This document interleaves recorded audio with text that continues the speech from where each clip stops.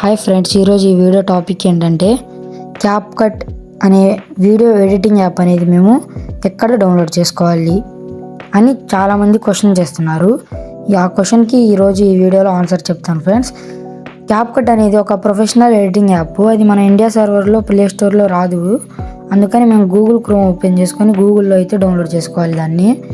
గూగుల్లో సెర్చ్ బార్లో first of all మీరు సెర్చ్ బార్లోకి వెళ్ళి నేను టైప్ చేసినట్టు అక్కడ అయితే టైప్ చేయండి, క్యాప్కట్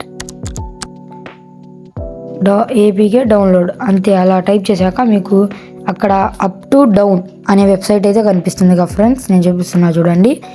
ఆ వెబ్సైట్లో అయితేనే వర్క్ అయింది ఫ్రెండ్స్. ఇది మిగతా వెబ్సైట్లో దేంట్లో ఓపెన్ అవుతుంది ఫ్రెండ్స్. ఆ వెబ్సైట్ ఓపెన్ చేసుకున్నాక మీకు పైకి స్క్రోల్ చేస్తే అలానే కొంచెం పైకి స్క్రోల్ చేస్తే అక్కడ మీకు డౌన్లోడ్ ఆప్షన్ అయితే ఉండిద్ది ఫ్రెండ్స్.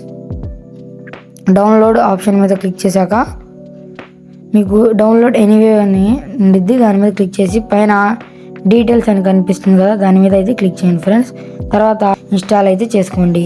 ఆ ఫైల్ మనకి హోమ్ పేజ్లోకి అయితే వచ్చింది ఫ్రెండ్స్. ఈరోజు వీడియో అయితే క్యాప్కట్ అనేది ఎలా డౌన్లోడ్ చేయాలో సింపుల్గా అయితే చూసేసాం.